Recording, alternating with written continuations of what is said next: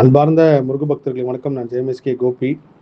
இந்த தணிக்கா குழந்தைக்காக நான் ஒரு குரல் பதிவு செஞ்சிருந்தேன். அந்த குரல் பதிவு வந்து நான் செவ்வாய்க்கிழமை மாலையிலேருந்து இப்போ வரைக்கும் அதை செய்யணும் செய்யணும் அப்படின்னு சொல்லி தள்ளி தள்ளி போய் இன்று மாலை தான் அந்த குரல் பதிவு பண்ணியிருந்தேன். அதுக்கப்புறம் எடுத்து பார்க்கும்போது ஒரு முருக பக்தன் அனுப்பியிருந்தார். நான் கரெக்டாக அந்த புதன் உரையில் அதை செஞ்சுருக்கேன். எல்லாமே அந்த இயற்கை வந்து எப்போ எதை சேர்க்கணுமோ அந்த சமயத்தில் அது கைகூடி அந்த நேரம் காலம் வரப்போ செய்ய வைக்கின்றது வந்து ஒரு பெரிய உண்மை.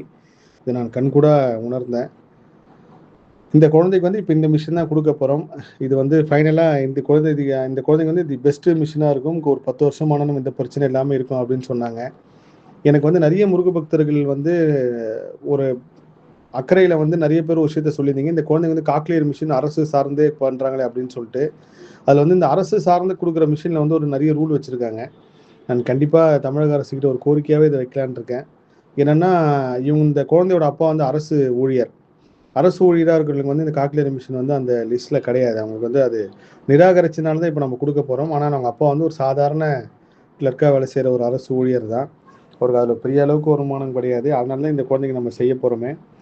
இது மட்டும் இல்லாமல் இந்த குழந்தைக்கு மிஷின் மட்டும்தான் இந்த காஸ்ட். அது மட்டும் இல்லாமல் சென்னையில் ஒரு தனியார் பெரிய மருத்துவமனையில் பார்க்கறதுனால அந்த எந்த அளவுக்கு அந்த குழந்தைக்கு சீக்கிரம் குணமாகி வரணுமோ அந்த அளவுக்கு இந்த எக்யூப்மெண்ட்ஸ் உள்ள கிட்டத்தட்ட ஒரு 5 நாள் அட்மிட் பண்ணணும்னு சொல்லியிருந்தாங்க. பாண்டிச்சேரி வந்து 10 வாட்டி போயிட்டு வரணும்னு சொன்னது வந்து எனக்கு ஒரு பெரிய சங்கடமாயிடுச்சு. இப்போ ரொம்ப நல்லா இருக்கிறவங்களே ஒரு 2, 3 வாட்டி போயிட்டு வந்தால் கஷ்டமாயிடும். ஆனால் இந்த தெய்வ குழந்தைய வச்சு தான் அவங்க குடும்பம் அலையிறது வந்து எனக்கு உடன்பாடு இல்லை. சென்னைக்கு மாத்திரம் அது சென்னையில் விரைவில் நடக்க போகுது. இந்த மிஷின் காசு இல்லாமல் ஹாஸ்பிட்டல் காசு எல்லாமே கண்டிப்பாக ஏதோ ஒரு வகையில் ஒரு அற்புத அதிசயம் நடக்கும். அது நடந்து ஆப்ரேஷன் முடிஞ்சு இந்த குழந்தை நன்றி சொல்ல காரணம் நான் பதிவு பண்ணுவேன். அது எனக்கு கண்டிப்பாக தியானத்தில் உத்தரவு. அப்போ நடந்து முடிஞ்சாதான் தான் அது நடக்கும். இது வரைக்கும் பிரார்த்தனை பண்ண எல்லாருக்கும் ரொம்ப நன்றி. இதுக்கப்புறமும் இந்த குரல் பதிவு கேட்டு பிரார்த்தனை பண்ணுற எல்லாருக்குமே ரொம்ப நன்றி. எல்லா புகழும் முருகனுக்கே. நன்றி.